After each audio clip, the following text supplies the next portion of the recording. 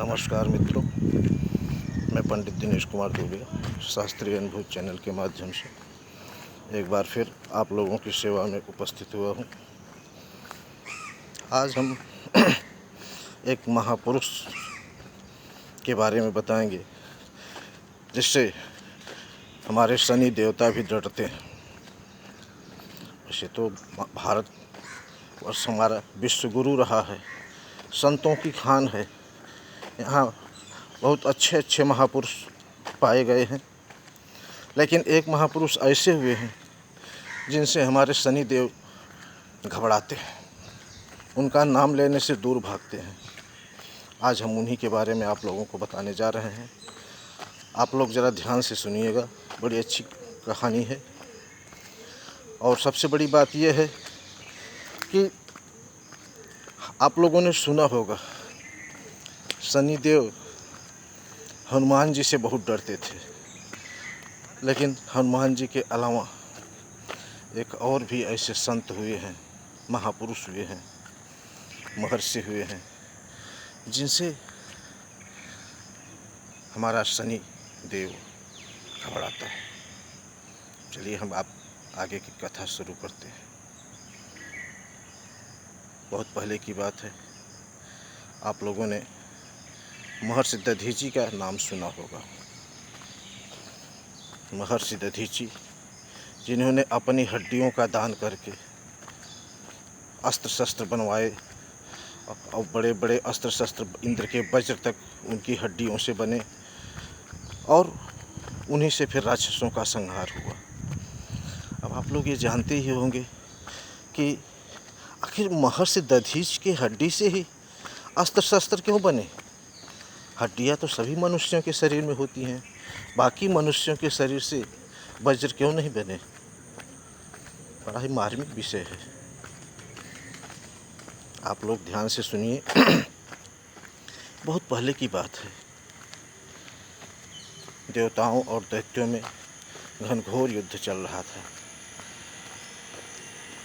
देवता विजयी हुए, दैत्य परास्त हुए। देवताओं को विजय मिलने के बाद उनके सामने समस्या है कि इन अस्त्र शस्त्रों को रखा कहाँ जाए जो कि दैत्यों की पहुंच से दूर हो, दैत्य वहाँ तक पहुंच न सके। तो उस समय भगवान विष्णु ने देखा कि पृथ्वी पर एक महान तपस्वी महर्षि ऋषि महापुरुष दधीची हैं, जिनके आश्रम में बिना उनकी आज्ञा के कोई अंदर नहीं जा सकता है। उनके तेज से, उनके तपोबल से कोई उधर देख तक नहीं सकता था। तो देवताओं ने विष्णु के साथ मिलकर और महर्षि दधीची के आश्रम में आए, उनसे प्रार्थना की और कहा, महर्षि आप तो संसार के रक्षक हैं, आप हमारे इन अस्त्रों को अपने आश्रम में रहने दीजिए, क्योंकि यहाँ दैत्य नहीं आ सकते हैं और ये दैत्यों से सुरक्षित रहेगा। महर्षि ने बिना कुछ सोचे बुझे हाँ कह दिया। जबकि बाद में उनकी पत्नी ने सुना तो उन्होंने कहा, नहीं, ये ठीक नहीं है, आप मना कर दीजिए। लेकिन महर्षि ने कहा, जब मैंने एक बार कह दिया हूँ तो कह दिया। देवता अस्त्र शस्त्र रख के महर्षि के आश्रम में और फिर वहाँ से चले गए। काफ़ी दिन बीत जाने के बाद एक बार दैत्य फिर से सर उठाने लगे। देवताओं ने सोचा, दैत्य फिर से सर उठा रहे हैं और अब इनका कुछ न कुछ उपाय तो करना ही पड़ेगा। और वो देवता सब मिल के फिर महर्षि दधीची के आश्रम में आए। इधर महर्षि दधीची ने क्या किया, जब देखा कि दैत्यों का उत्पात बढ़ रहा है तो उन्होंने सोचा कहीं ऐसा न हो कि ये दैत्य हमारे आश्रम में आ जाएं और इन अस्त्र शस्त्रों को नुकसान पहुंचा दें। इसलिए उन्होंने अपने कमंडल से जल निकाला और उन अस्त्र शस्त्रों पर डाल दिया। अस्त्र शस्त्रों पर जल डालने के बाद वे अस्त्र शस्त्रों से एक दिव्य तेज निकला और वो तेज पानी में मिलाकर, उस जल में मिलाकर महर्षि दधीचि ने पी लिया। अब क्या था, सारे अस्त्र शस्त्र निस्तेज हो गए थे, उनमें कोई तेज नहीं रहा। उनकी जितनी पावर थी, जितनी ताकत थी, सब महर्षि दधीचि के शरीर में, उनकी हड्डियों में जा लगा। सारी हड्डियां तेजमय हो गईं। जब देवता वापस आए और महर्षि से अपने अस्त्र शस्त्र के बारे में जानना चाहा, तो महर्षि ने बताया कि भाई आपके अस्त्र तो हमने अपने शरीर में धारण कर लिए हैं। अब आपको हमारे हड्डियों से ही आपका कुछ हो सकता है। अब चूँकि अस्त्र तो चाहिए थे उनको संसार की रक्षा के लिए, देवताओं के संहार के लिए, इसलिए महर्षि दधीचि ने योगाग्नि में अपने शरीर को भस्म करके और वो अस्त्र शस्त्र, अपनी हड्डियां देवताओं को दान में दे दी। और उन हड्डियों से विश्वकर्मा ने बहुत अच्छे अच्छे अस्त्र शस्त्र बनाए, जिनमें इंद्र का वज्र प्रमुख माना जाता है। कहते हैं तीन अस्त्र बने थे, बहुत अच्छे अस्त्र थे। उन्हीं अस्त्रों से फिर दैत्यों का संहार हुआ।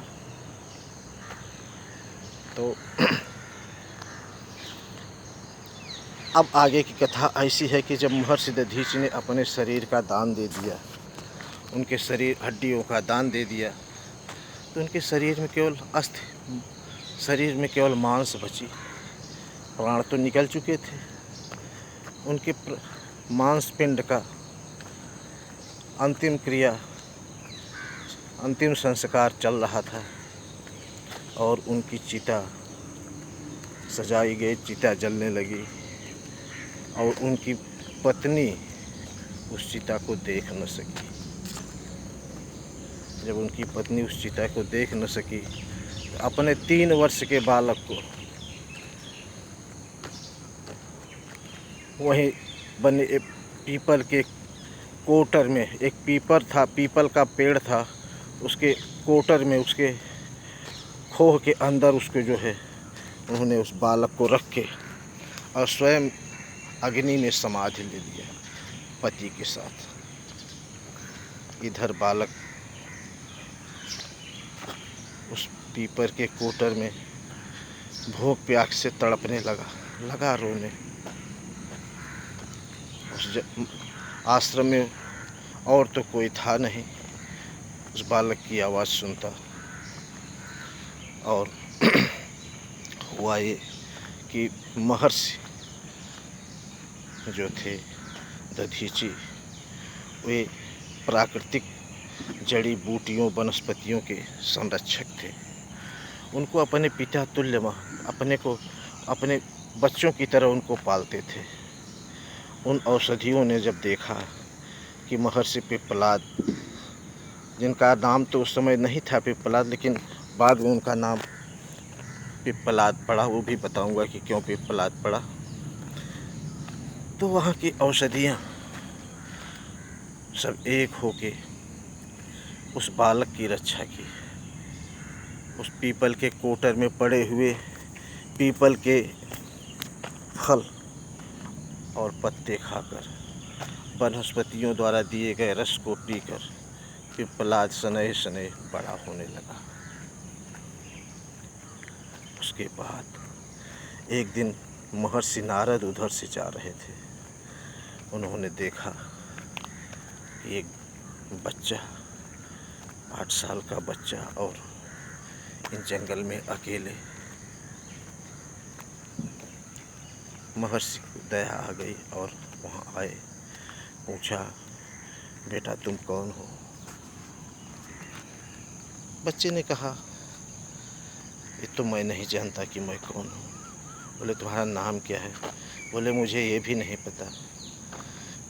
बोले, तुम्हारे माता पिता कौन हैं? बोले, यही तो मैं जानने की बहुत दिनों से कोशिश कर रहा हूँ कि मेरे माता पिता कौन हैं, लेकिन मुझे पता नहीं चला कि अभी तक मेरे माता पिता कौन हैं, मैं कौन हूँ, मैं कहाँ से आया हूँ, तमाम बातें। महर्षि ने ध्यान में देखा तो पाया कि ये तो महादानी महर्षि दधीच के पुत्र। अब क्या है?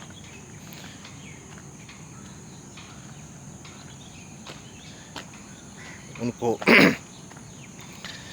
जो है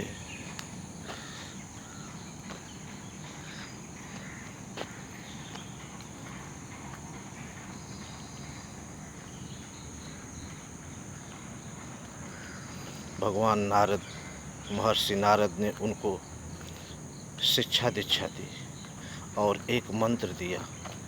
कहा, बेटा इस मंत्र का जाप करो।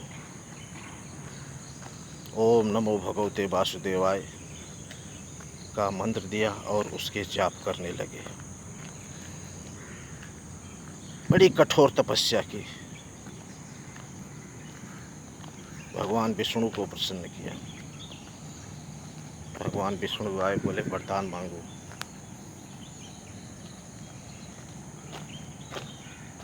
उन्होंने ज्ञान और योग के बारे में भगवान विष्णु से वरदान मांगा।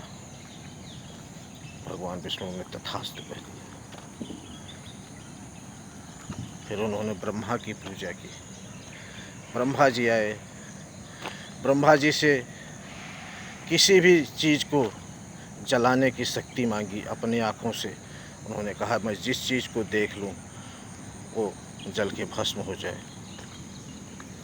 क्रोधाग्नि में, क्रोध से मैं जिसको देख लूँ वह जलकर भस्म हो जाए। ब्रह्मा जी ने तथास्तु कहा, चले गए। उन्होंने अपने गुरु नारद मुनि से पूछा कि अब आप ये बताइए कि हमारे पिता की मृत्यु का मुख्य कारण क्या था, क्यों मरे, क्यों उन्होंने अपने शरीर को छोड़ा, अल्पायु में क्या ऐसा क्या हो गया था? नारद ने बताया, आपके पिता के ऊपर शनि की महादशा चल रही थी, जिसके कारण उनको उन अस्त्रों शस्त्रों का तेज पीना पड़ा और अपने शरीर को भी छोड़ना पड़ा। और उसी शनि की महादशा के कारण तुम भी तकलीफ में हो।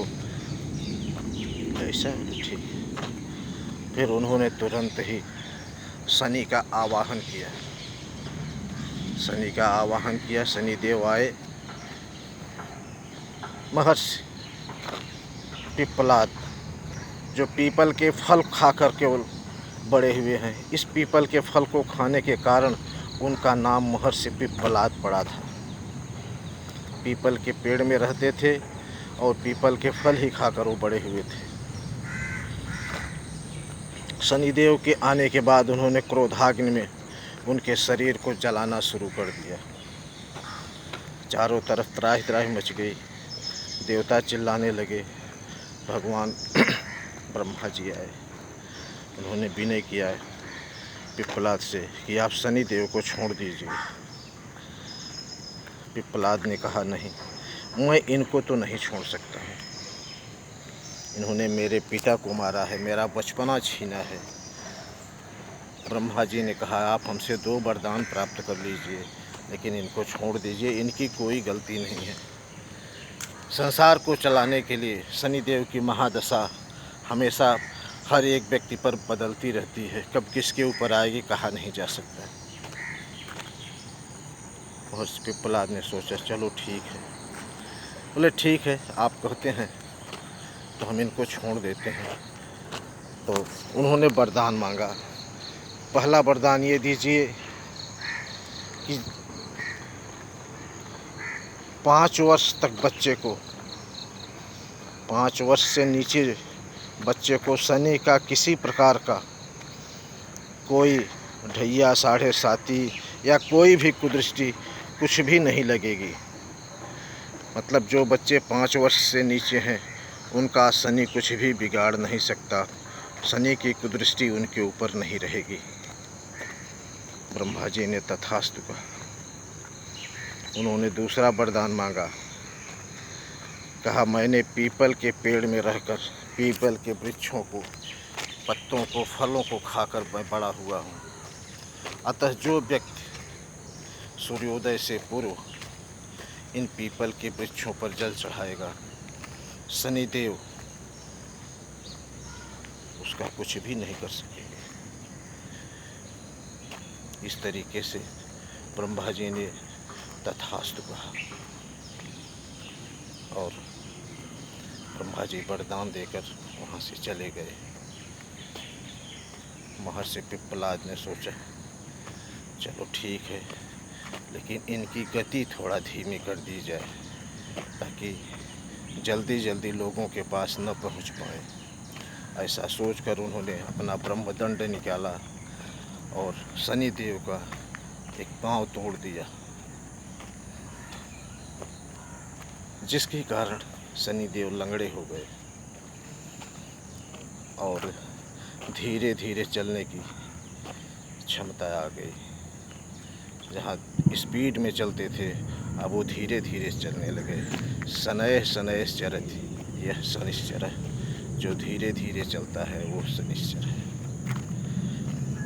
इस ढंग से महर्षि पिप्पलाद के क्रोधाग्नि में जल रहे थे और वो शनिदेव का शरीर काला पड़ गया था। इस वजह से शनिदेव का पूरा बदन काला हो गया और आज भी उनका बदन काला ही है। साथियों, ये शनिदेव महर्षि पिप्पलाद के नाम से भी डरता है।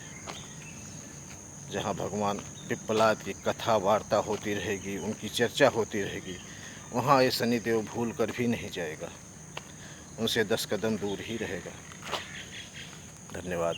आज की कथा कैसी लगी आप लोग कमेंट कीजिए, लाइक कीजिए। धन्यवाद।